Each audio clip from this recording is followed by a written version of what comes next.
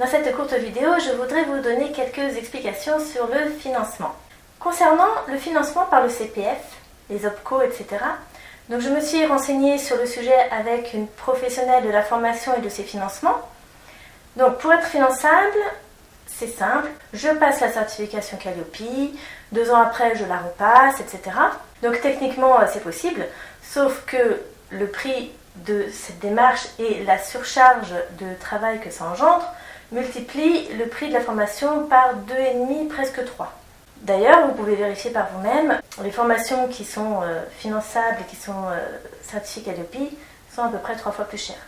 Parce que toutes ces démarches administratives, elles ont un coût. Soit on prend du temps pour les faire, soit on embauche quelqu'un pour le faire à notre place. Dans les 2 cas, c'est normal que le prix augmente. Alors si la prise en charge couvrait la différence, ce serait bien, mais malheureusement, ce n'est pas le cas. Et en tout cas, dans les simulations que j'ai faites.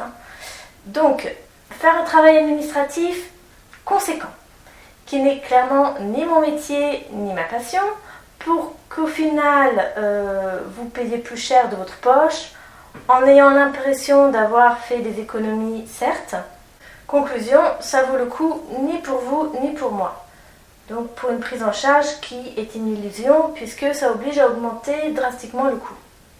De plus, je viens de l'apprendre la semaine dernière, la réglementation se durcit vis-à-vis du financement concernant le développement personnel en général, et depuis cette année, donc en 2023, les formations en thérapie ne sont plus éligibles au CPF. Alors peut-être qu'il y a des exceptions, je ne sais pas, mais même le MDR qui est reconnu au niveau national et international n'est plus financé.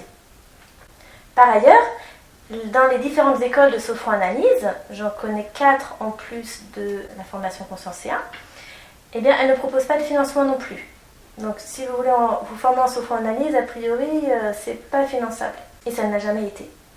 Et ce que je voulais vous dire surtout, c'est qu'il ne faut pas considérer le coût total brut de votre formation en ajoutant tous les modules, mais le coût net progressif. Alors je m'explique. L'idée avec cette formation, c'est d'autofinancer une partie de votre formation.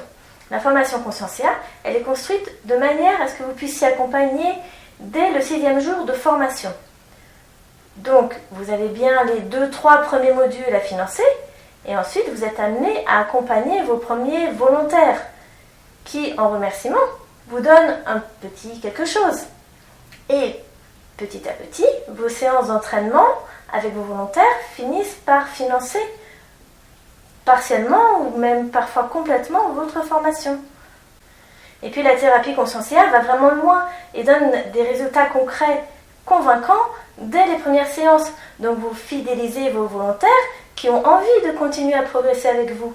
Donc l'autofinancement, ça fonctionne assez bien avec cette formation.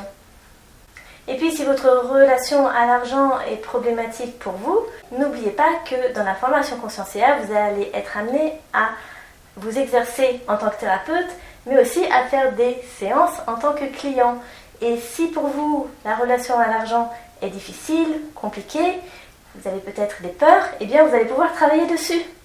Et quand on travaille sur les peurs et qu'on les libère, eh bien il y a des choses qui se passent, on attire d'autres choses dans notre vie. Donc rassurez-vous, tous les freins, vous pourrez les travailler. Donc à très bientôt dans la formation Consciencia.